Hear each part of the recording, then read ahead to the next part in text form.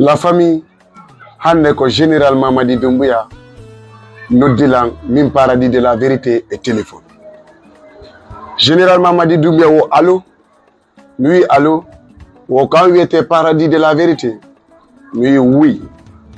wo ka woni halo gonga lui oui min ko hombo wo ko min général Mamadi Doumbouya président lagine min président lagine général Mamadi Doumbouya wo oui wo comme général Mamadi Doumbouya min aw général Mamadi Doumbouya wo me de yiwde ko wonda kon e wadde wo me de yidi moƴƴano parce que an a haalana men gonga avec respect teddunga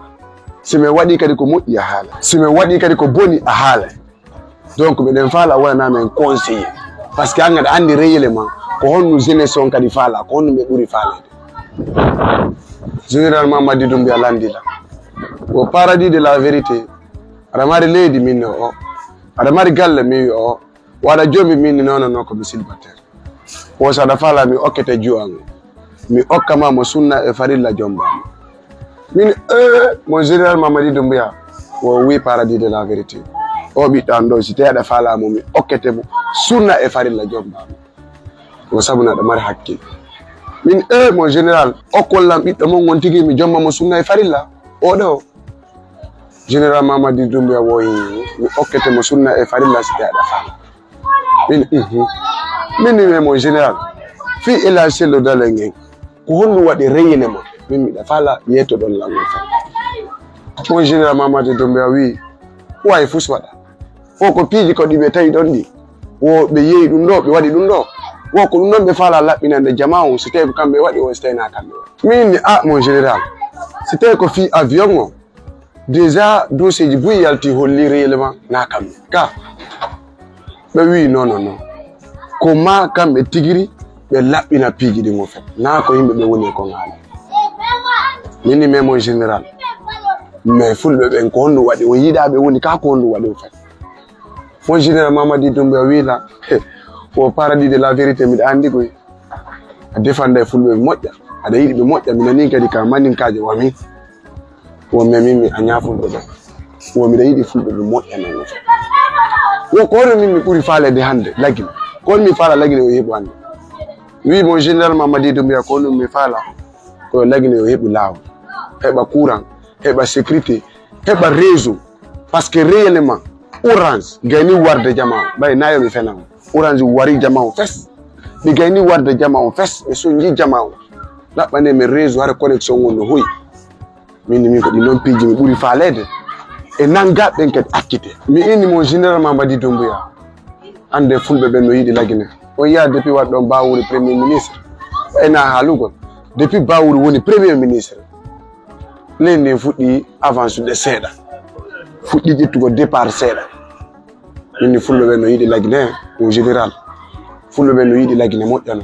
ande selludalen kadi mo yiyo ton won ɗo mo yiiɗi lagine selludale no yiɗani lagine mo yiiɗi lagine a wiye ko yiɗi ɗon noon lagine minni mon général kala ko anduɗe ɗon faalna lagine ande selludalen kadi no faala ɓuri ɗum selludalen jallo mo yiɗi lagine mon général Mamadi Doumbouya wi au paradis de la vérité mi nani fof ko yewtuɗa ko wo andu menen kadi komin faala hande koyo ndi leydi koyo avance koyo ndi leydi koyo moƴƴu tooñe ɗen acce ko leydi ɗo fof mais donc siko ɗum ɗon mon général si maninka ɓe bonni koɓe duwa ko waɗede ɓe waɗe si fulɓe ɓen kadi bonni koɓe duwa ko waɗede ɓe waɗe si sosoɓe ɓen kadi waɗi la même chose min ko ɗum ɗon woni combat ngo par ce que min politicien de hay goto wiyata yo ɓiila min paradis de la vérité maɗum ko kañum fawtinami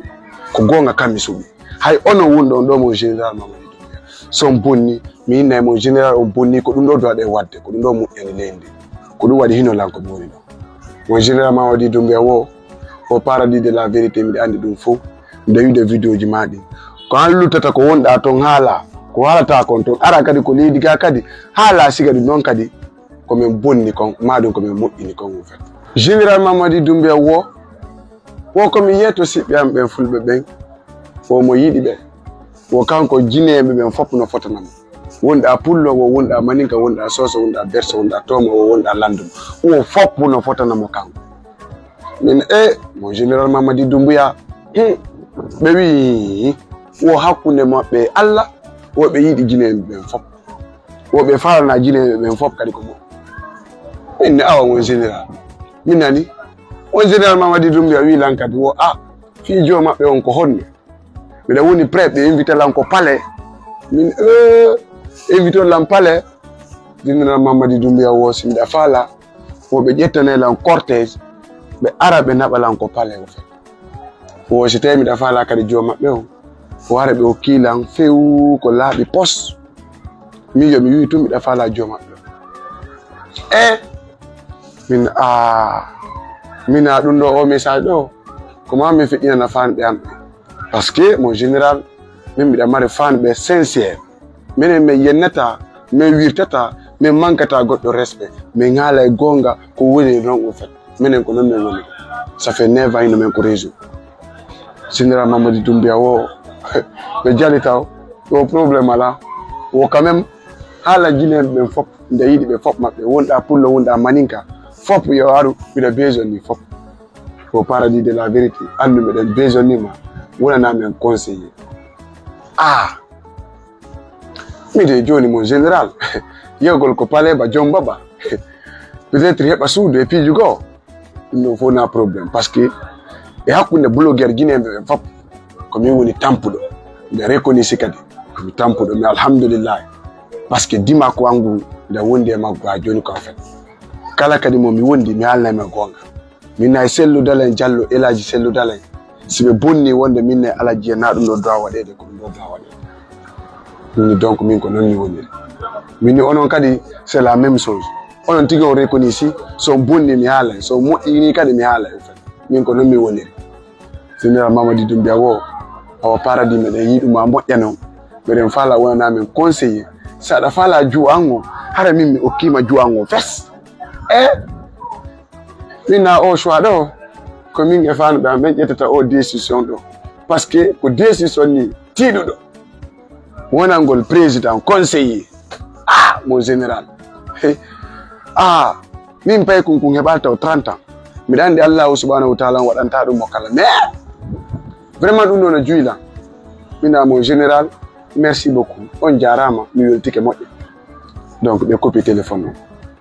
donc la famille ko ɗum ɗo hande mi yettori mi wi hankin ko wanja caka ko ɗum ɗo findintalan hande on tigi ɗo kam wiyata kan ko tana wiya kan alhamdulillah ɓay ko noon wi'irta yo Allah waɗu jam yo Allah ɓantu fi leydi men ndin yo Allah ɓuttinangel leydi men ndin yo Allah en fof meɗen wawa wonugol nene goto baba goto c'est paradis de la vérité et wassalam.